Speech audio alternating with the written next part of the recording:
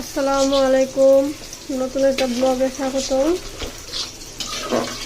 তো অনেকদিন পরে একটা লং ব্লগ নিয়ে আসলাম।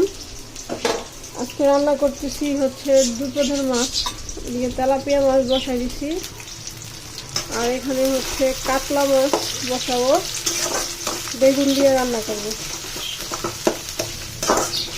কাতলা মাছ আর আচ্ছা অনেক রান্না আছে, তাই ভাবলাম একটা ভিডিও শেয়ার করি।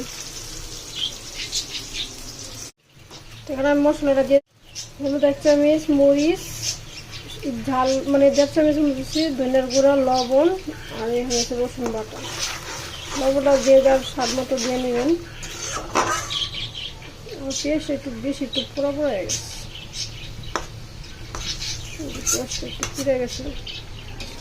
আর এদিকে হচ্ছে আমার মশলাটা কষা হইতেছি।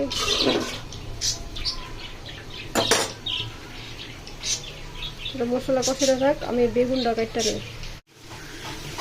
তো এখানে আমার মশলাটা কষানো হয়ে গেছে।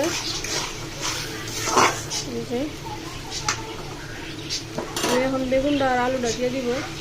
আর এখানে দেখেন কতগুলো মরিচ টাইলা রাখছি।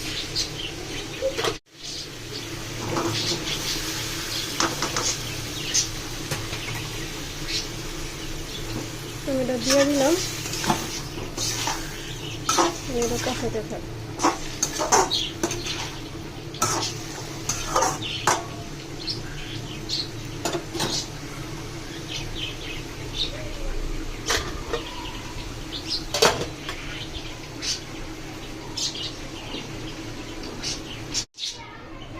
তো পানি দিয়ে দিলাম। এখানেও আমার বেগুনটা সিদ্ধ কষানো শেষ।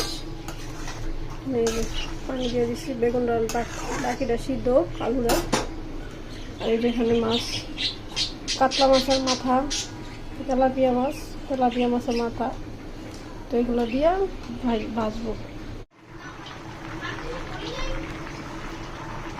তো আমার এখানে তরকারিটা কিন্তু রান্না শেষ, আর এই যে এটাও রান্না শেষ।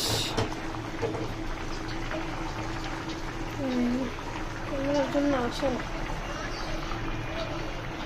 তো আমি এখন নামাই এলাম। আর এখানে হচ্ছে পাট শাক কাটছি, যে আমি এখন লোটে শুটকি ওইটাও বাজি করবো। রাতে বেশি টাইমও নাই।